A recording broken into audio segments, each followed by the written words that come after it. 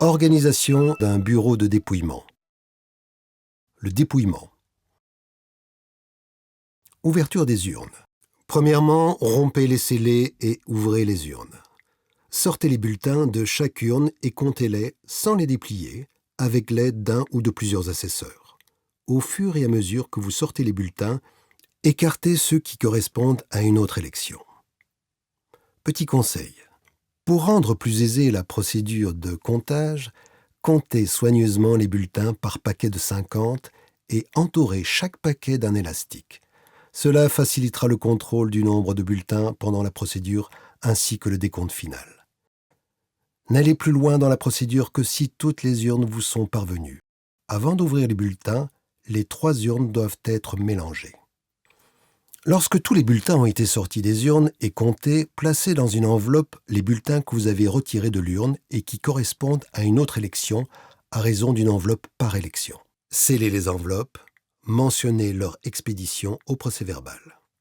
Ensuite, chargez soit un assesseur, soit l'employé désigné par l'administration communale à cet effet de porter la ou les enveloppes au bureau approprié.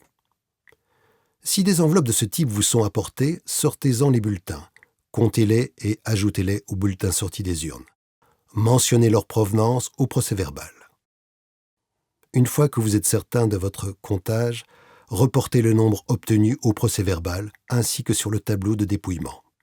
Complétez le tableau bulletins trouvés dans les urnes pour les différents bureaux de vote. Classement des bulletins. Avec l'aide d'un assesseur, faites un seul paquet des bulletins et mélangez-les. Ouvrez-les un par un et triez-les en 3 différentes piles. Une pile de bulletins valables pour chaque parti politique, une pile avec les bulletins nuls et blancs, une pile avec les bulletins litigieux. Les bulletins classés sont maintenant examinés par les membres du bureau et les témoins. Reportez au fur et à mesure sur chaque bulletin reclassé la mention nécessaire. Annulé s'il s'agit d'un bulletin dont le bureau a conclu à la nullité. Chaque bulletin annulé est paraphé par 2 membres du bureau et par un des témoins. Validé si c'est un bulletin dont le bureau a décidé de la validité. Chaque bulletin validé est paraphé par 2 membres du bureau et par un des témoins. Les bulletins valables ne reçoivent ni paraphe ni mention. Maintenant, reprenez les piles de bulletins valables triées par liste. Divisez chacune d'elles en 2 piles. D'une part, les bulletins marqués exclusivement en case de tête. D'autre part, les bulletins marqués nominativement pour l'un ou plusieurs candidats.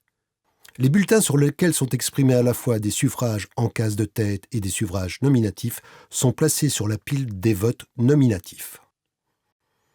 Dénombrement des bulletins.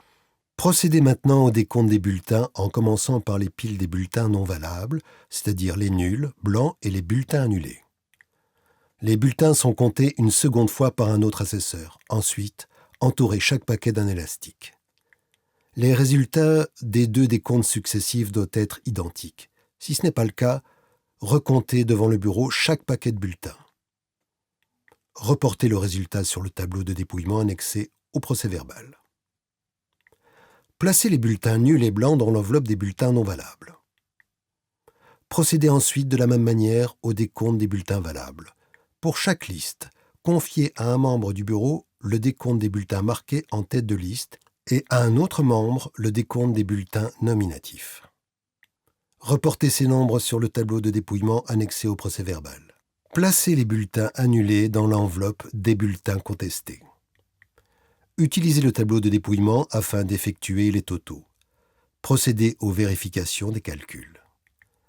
Inscrivez au procès-verbal la déclaration du bureau affirmant que toutes les vérifications ont été faites. Suffrage nominatif. Enfin, procédez au comptage des votes nominatifs afin d'établir cette fois le nombre de votes de préférence par candidat. Nous vous conseillons fortement de suivre la méthode exposée dans le vade-mecum. Reportez le résultat pour chaque candidat sur le tableau de dépouillement annexé au procès-verbal en inscrivant le nom des candidats de cette liste dans l'ordre où ils figurent sur le bulletin de vote.